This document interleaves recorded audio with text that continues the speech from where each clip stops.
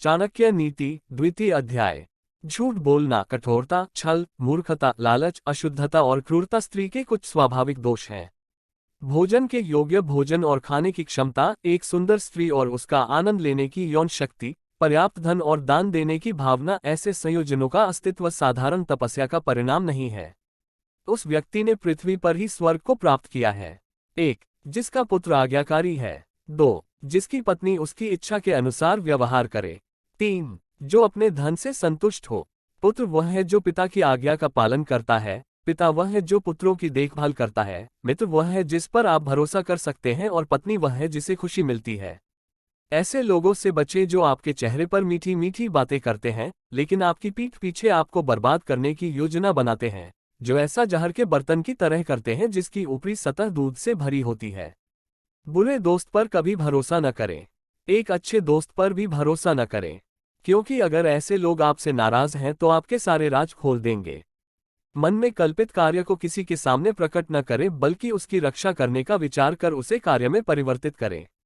मूर्खता दर्दनाक है, यौवन भी दर्दनाक है, लेकिन सबसे दर्दनाक है किसी और के घर जाना और उसका पक्ष लेना। हर पहाड़ में मानिक नहीं होता, हर हाथी के सिर पर मोती नहीं होता, हर जगह सज्जन भी नहीं होते और हर जंगल में चंदन के पेड़ नहीं होते। एक बुद्धिमान पिता को अपने पुत्रों को अच्छे गुण सिखाना चाहिए, क्योंकि परिवार में केवल नैतिक और जानकार लोगों की पूजा की जाती है। जो माता पिता अपने बच्चों को शिक्षित नहीं करते हैं वे बच्चों के दुश्मन के समान हैं, क्योंकि उन अशिक्षित बच्चों को विद्वानों की सभा में हंसों की सभा में बगुले की तरह तिरस्कृत किया जाता है। बच्चे लाड़ प्यार से बुरी आदतें विकसित करते हैं, उन्हें कठिन शिक्षा देकर वे अच्छी आदतें सीखते हैं, इसलिए जरूरत पड़ने पर बच्चों को सजा दें, उन्हें ज्यादा लाड़ प्यार न करें। एक भी दिन ऐसा नहीं जाना चाहिए जब आपने एक छंद, आधा छंद, एक चौथाई छंद या पद्य का सिर्फ एक शब्दांश नहीं सीखा हो, या आपने दान, अभ्यास या कोई पवित्र कार्य नहीं किया हो। पत्नी का वियोग, प्रजा से अनादर, शेष ऋण, दुष्ट राजा की सेवा, दरिद्रता और दरिद्रों का एकत्रीकरण, ये 6 चीजें शरीर को बिना आग के जला देती हैं।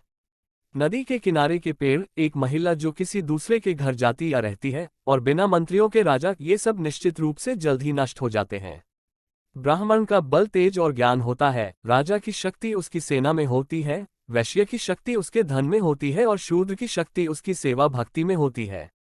वेश्या को दरिद्र का परित्याग करना चाहिए, प्रजा को पराजित राजा का त्याग करना चाहिए, पक्षियों को फलहीन वृक्ष का त्याग करना चाहिए और मेहमानों को भोजन करने के बाद मेजबान के घर को छोड़ देना चाहिए। ब्राह्मण दक्षिणा पाकर अपने यजमानों को छोड़ देते हैं, विद्वान शिक्षा प्राप्त करके गुरु को छोड़ देते हैं और पशु जले हुए जंगल को छोड़ देते हैं। जो व्यक्ति किसी शरारती, अदूरदर्शी और बुरे स्थान में रहने वाले व्यक्ति से मित्रता करता है, वह शीघ्र नष्ट हो जाता है। समानों में प्रेम और मित्रता प्रिय होती है, राजा के साथ काम करने वाले को ही मान सम्मान मिलता है, पेशों में वाणिज्य श्रेष्ठ होता है और उत्तम गुणों वाली स्त्री अपने घर में सुरक्षित रहती है।